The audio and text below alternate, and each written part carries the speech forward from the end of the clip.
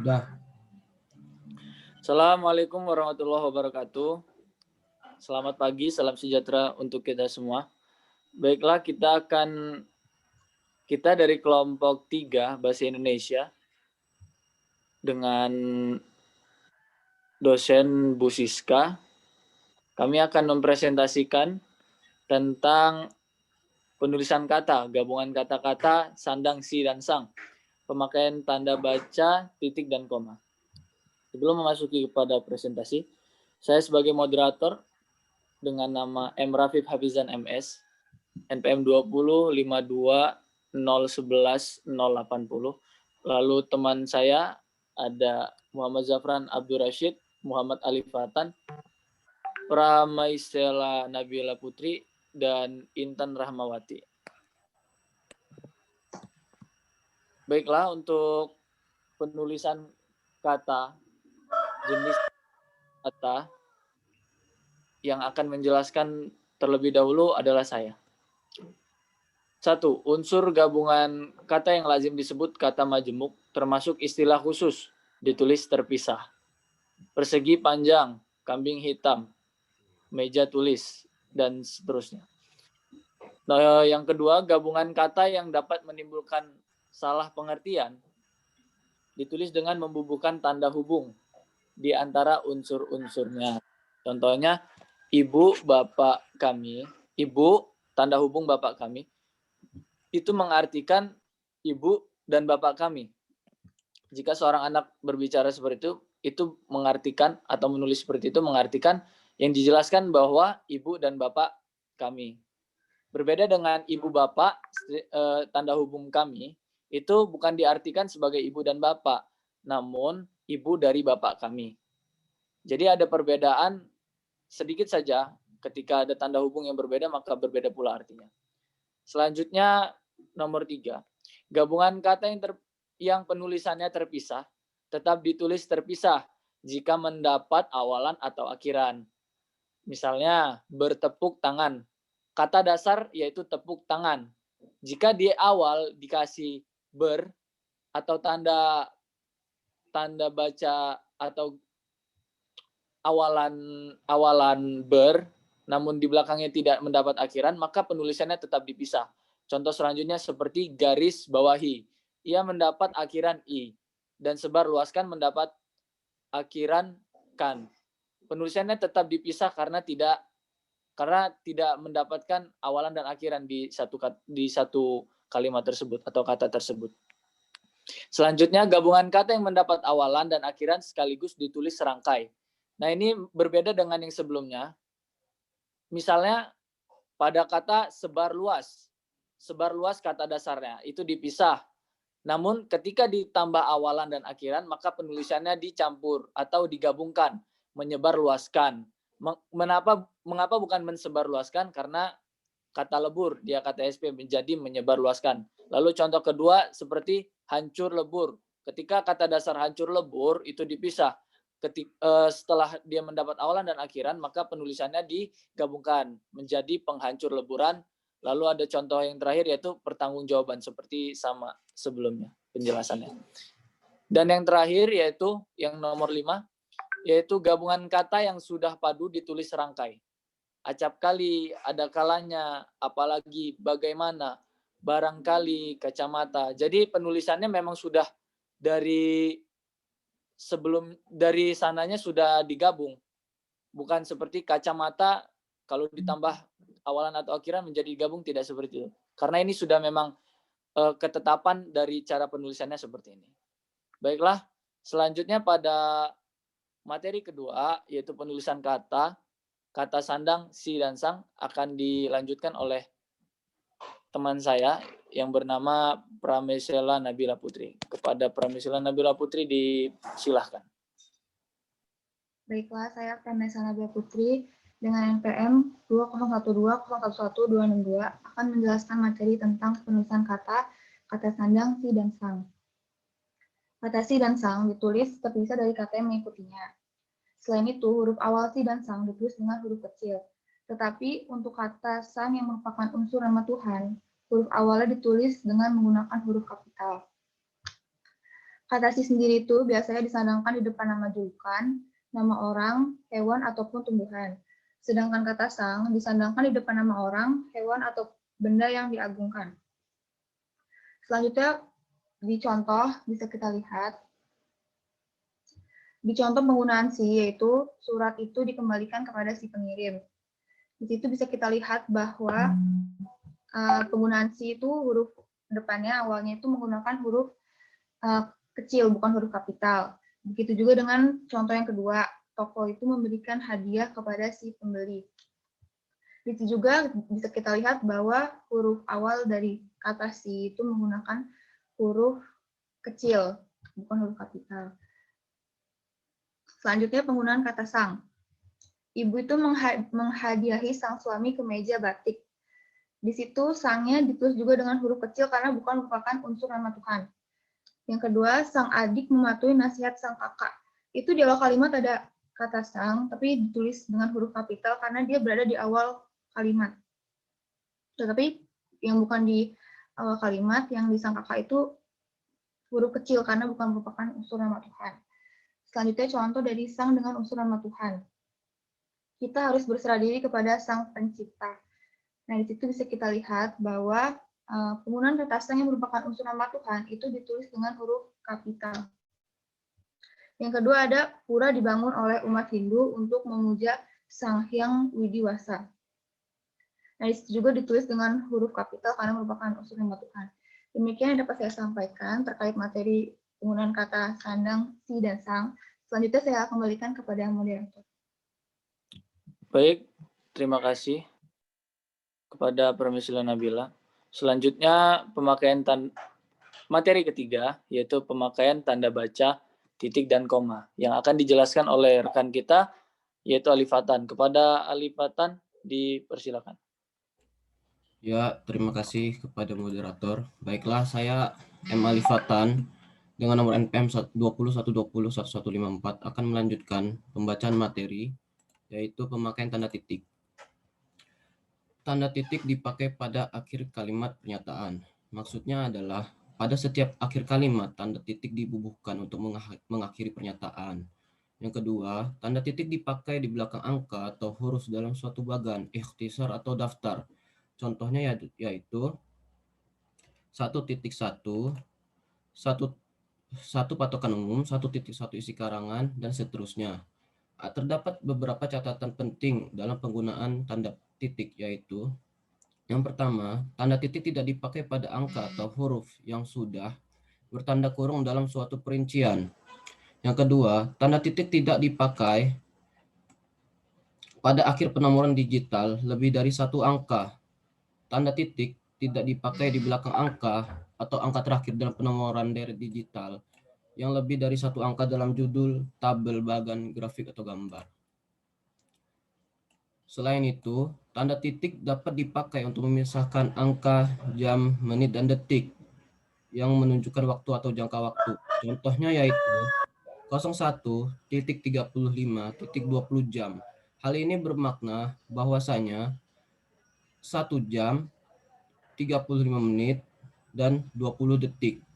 Yang kedua, tanda titik dipakai dalam daftar pustaka di antara nama penulis, tahun, judul tulisan, atau dalam kurung yang tidak berakhir dengan tanda tanya atau tanda seru, dan tempat terbit. Contohnya yaitu Pusat Bahasa, Departemen Pendidikan Nasional, 2008, peta bahasa di Negara Kesatuan Republik Indonesia, Jakarta. Yang ketiga, tanda titik dipakai untuk memisahkan bilangan ribuan atau kelipatan yang menunjukkan jumlah. Contohnya yaitu Indonesia memiliki lebih dari 13.000 pulau. Hal ini bermakna bahwa Indonesia memiliki lebih dari 13.000 pulau. Terdapat beberapa catatan penting lagi, yaitu tanda titik tidak dipakai untuk memisahkan bilangan ribuan atau kelipatannya yang tidak menunjukkan jumlah. Yang kedua, tanda titik tidak dipakai pada akhir judul yang merupakan kepala karangan ilustrasi atau tabel. Yang ketiga, tanda titik tidak dipakai di belakang A. Alamat penerima dan pengirim surat serta tanggal surat. Sekian pembacaan materi dari saya kembalikan kepada moderator. Terima kasih. Baik, terima kasih penjelasan sangat komprehensif dari teman kita Alifatan. Lalu dilanjutkan dengan rekan kita, masih melanjutkan materi sebelumnya, yaitu Muhammad Zafran Abdul Rashid. Kepada beliau kami silahkan. Berikutnya adalah penggunaan tanda koma. Penggunaan tanda koma yang pertama yaitu tanda koma dipakai di antara unsur-unsur dalam suatu pemerincian atau pembilangan. Contohnya seperti telepon seluler, komputer, atau internet bukan barang asing lagi. Nah, kita bisa lihat di situ apabila ada 3 sub atau 3 materi, kita menggunakan tanda koma. Dan apabila cuma di situ dijelaskan cuma ada 2, maka cukup menggunakan kata dan. Penggunaan tanda koma yang kedua yaitu tanda koma dipakai sebelum kata penghubung seperti tetapi, melainkan, dan sedangkan. Dan ini digunakan pada kalimat yang bersifat majemuk atau setara. Contohnya seperti, saya ingin membeli kamera, tetapi uang saya belum cukup. Nah, di situ kita bisa lihat bahwasannya di situ merupakan contoh kalimat majemuk yang memiliki 2 kata. Yang pertama, saya ingin membeli kamera, dan yang kedua, uang saya belum cukup. Nah, di situ kita bisa lihat tetapi sebagai kata penghubung. Dan sebelum kata tetapi harus diletakkan koma. Penggunaan tanda koma yang ketiga yaitu tanda koma dipakai untuk memisahkan anak kalimat yang mendahului induk kalimat. Contohnya seperti, karena baik hati, dia mempunyai banyak teman. Nah, di situ kita bisa lihat. Di contoh ini, karena baik hati merupakan anak kalimat, dan sedangkan dia mempunyai banyak teman merupakan induk kalimat. Di antara anak dan induk kalimat harus disertai koma. Dan di sini ada sedikit catatan. Apabila induk kalimat mendahului anak kalimat, maka tidak menggunakan tanda koma. Penggunaan tanda koma yang keempat, tanda koma dipakai di belakang kata atau ungkapan penghubung antar kalimat, seperti oleh karena itu, jadi, dengan demikian, sehubung dengan itu, dan meskipun demikian. Penggunaan tanda koma ini hampir sama dengan penggunaan tanda koma sebagai kata penghubung sebelum kata penghubung. Namun di sini diletakkan sesudah sesudah kata penghubung atau ungkapan penghubung.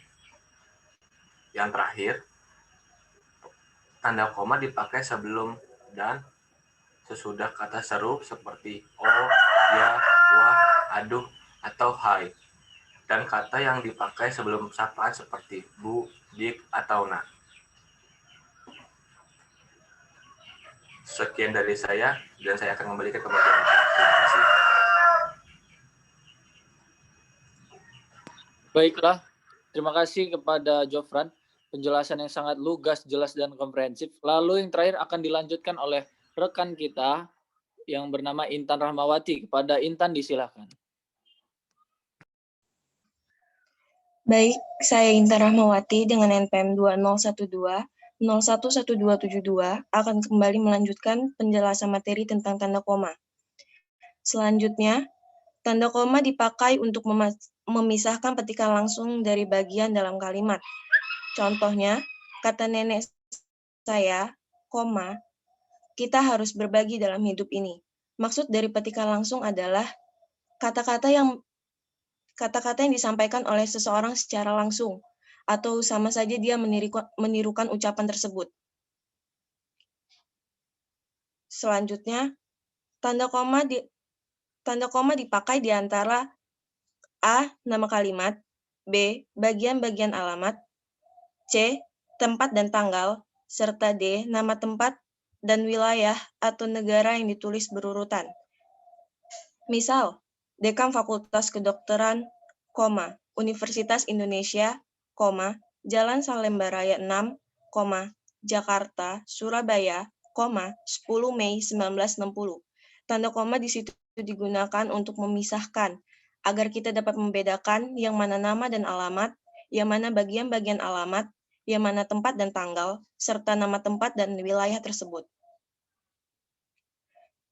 Selanjutnya, tanda koma dipakai untuk memisahkan nama bagian nama yang dibalik susunannya dalam daftar pustaka.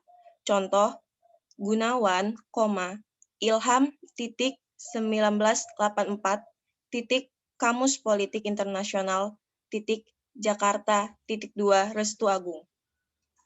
Selanjutnya, tanda koma dipakai di antara bagian-bagian dalam catatan kaki atau catatan akhir. Contoh, Sultan Takdir Ali Sajaba, tanda bahasa baru bahasa Indonesia, jilid 2, Jakarta, 2, Pustaka Rakyat, 1950, halaman 20. Selanjutnya, tanda koma dipakai di antara nama orang dan singkatan gelar akademis yang mengikutinya untuk membedakan dari singkatan nama diri, keluarga, atau marga. Contoh, Bambang Irawan, M. Hum. Tanda koma digunakan agar orang-orang dapat membedakan mana nama diri, mana gelar, atau mana nama marga. Selanjutnya, tanda koma dipakai sebelum angka desimal atau di antara rupiah dan sen yang dinyatakan dengan angka. Contoh, 27,3 kg. Selanjutnya, tanda koma dipakai untuk mengapit keterangan tambahan atau keterangan aposisi. Keterangan aposisi maksudnya adalah untuk menjelaskan kalimat utama. Contoh, di daerah kami, misalnya, masih banyak bahan tambang yang belum diolah. 13.